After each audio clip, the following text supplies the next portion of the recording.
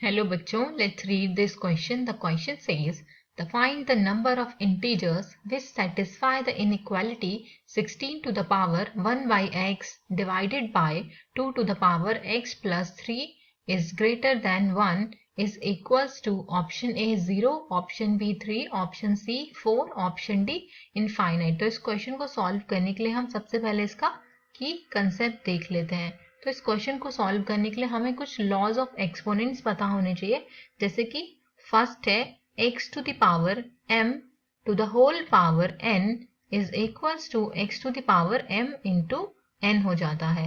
And second one is x to the power m plus n can be written as x to the power m into x to the power n।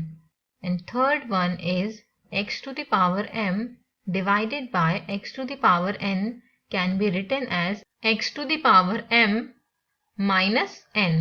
तो ये use करके हम question को solve कर लेते हैं। अब हमें इनइक्वालिटी जो गिवन है वो है 16 to the power 1 by x divided by 2 to the power x plus 3 is greater than 1।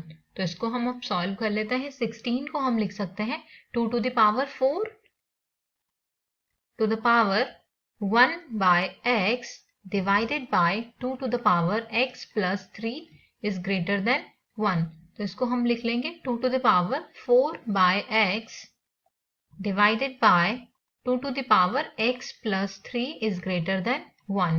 तो इसको हम यहाँ पे लिख सकते हैं 2 to the power 4 by x minus 3 is greater than 1 को हम लिख लेंगे 2 की पावर 0। तो यहाँ पर बेस सेम है तो पावर्स को हम आपस में कंपेयर कर लेंगे। तो यहाँ से मिलेगा हमें 4 by x minus 3 is greater than 0। तो इसे सॉल्व करने पे हो जाएगा 4 minus x square minus 3x is greater than 0। अब अगर हम माइनस का साइन यहाँ से कॉमन लेंगे तो इनइक्वालिटी का साइन चेंज हो जाएगा और हमारे पास मिलेगा जो x square plus 3x minus 4 is less than 0 के इक्वल मिलेगा। तो यहाँ पर हमें x के दो रूट्स मिलेंगे जो होंगे x minus 1 into x plus 4 is less than 0। यहाँ पे दो केसेस बनेंगे इस क्वेश्चन को सॉल्व करने के लिए।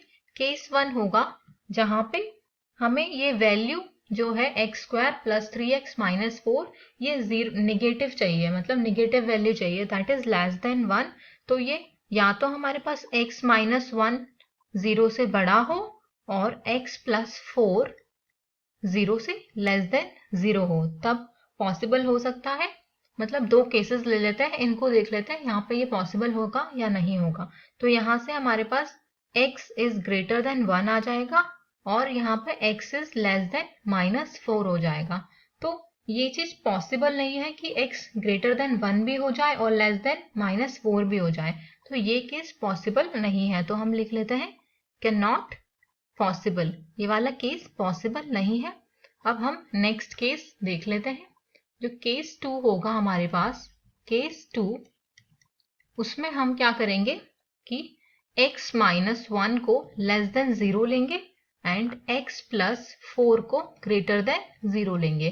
तो यहाँ हमारे पास यहाँ से आएगा x इज लेस देन 1 और x is greater then minus 4। तो ये वैल्यू पॉसिबल हो सकती है कि जब x इज लेस देन 1 आए और x is greater then minus 4 आए। तो इसके बीच में जितने भी पॉसिबल वैल्यूज लाई कर रही होंगी हम उनको लिख सकते हैं। तो पहले ये लिख लेते हैं दिस इज पॉसिबल, ये पॉसिबल है।